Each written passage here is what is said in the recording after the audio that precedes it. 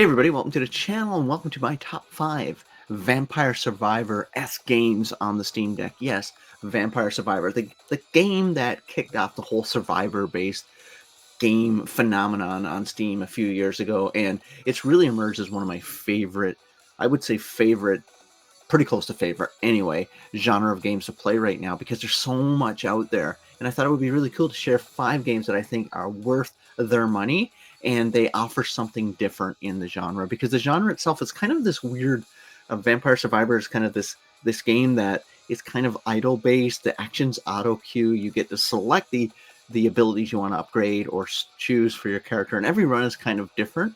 You're presented with a different set of abilities that you can choose, but it's really just avoidance, right? Running around a map, and it's all the abilities auto queue and fire off. So it's really fun.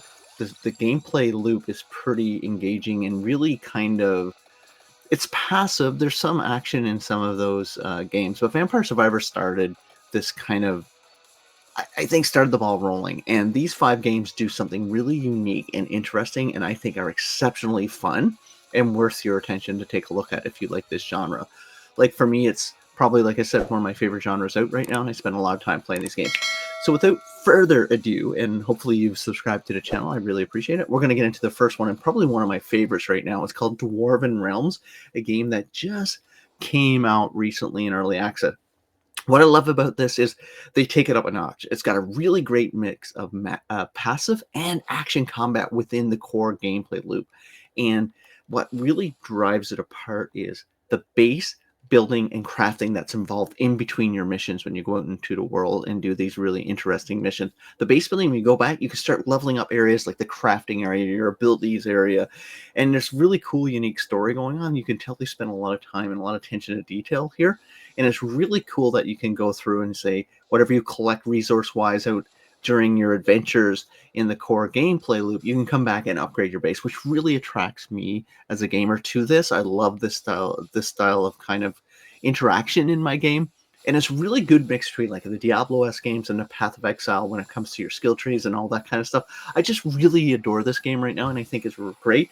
It has weapon customization in it, whole bunch of stuff. So really, you can choose different weapons. You can start leveling up. So it gets really in depth, especially for an early access game.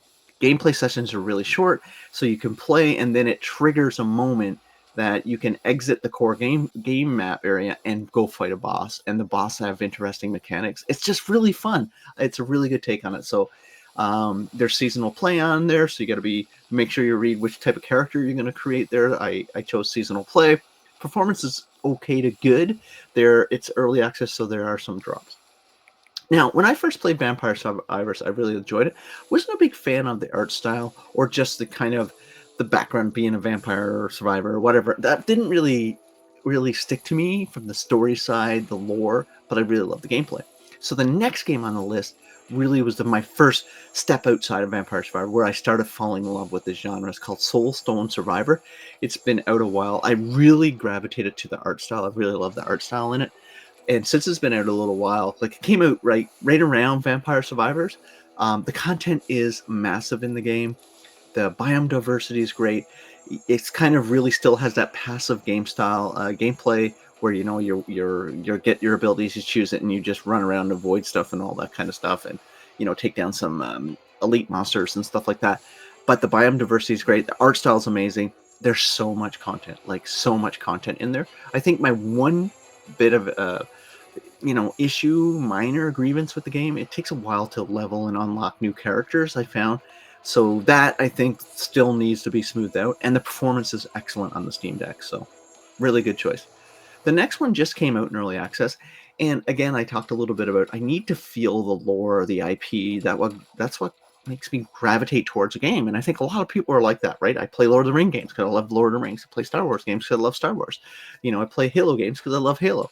Well, Achilles Survivor is based on Greek myth. It's based on the Battle of Troy, really, from Greek mythology, and you play as Achilles. And what I really love about this game is, outside of the lore and the IP, is you get to there's mining nodes within each of the maps, and the maps are really kind of big, and they're spread out, and they're not like one big area, open area. Sometimes you get to go across bridges and stuff, which creates interesting challenges. But there's mining nodes out And you have to mine those nodes to gather resources while still trying to avoid getting killed and leveling up your abilities. But then you can go find crafting areas, like areas within the map that you can use your resources to build turrets, fire turrets, shooting turrets, health stations, stuff like that. So I love that they've grown that genre a little bit out, which is really cool. And there's like, I call them the kind of like an event location, those are called, which is really cool. Art style is amazing on it.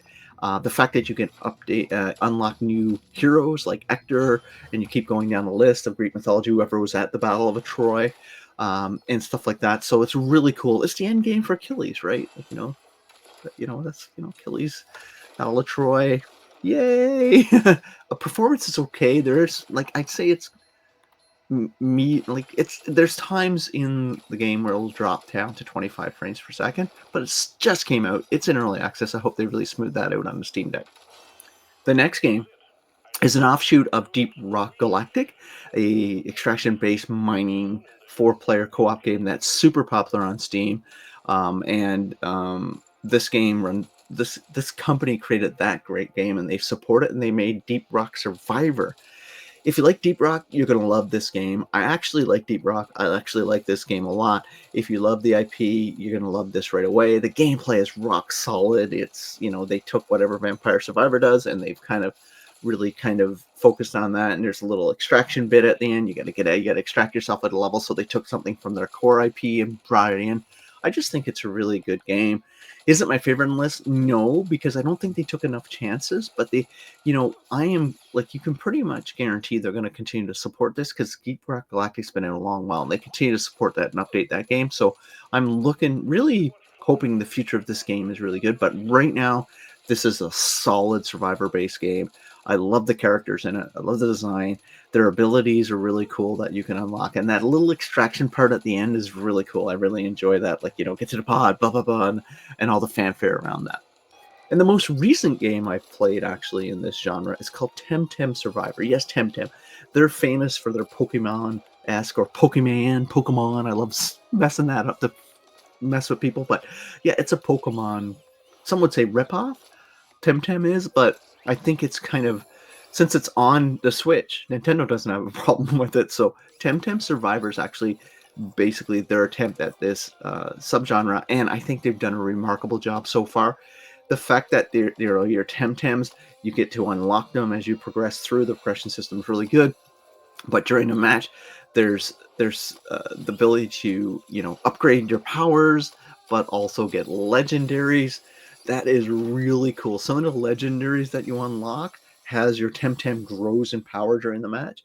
It's really, really cool and really exciting. And the fact that there's so much hero or Temtem diversity to unlock here, I'm really excited about this game. I played it with my kids. They actually really liked it too. So I'm really excited to see where they take this game.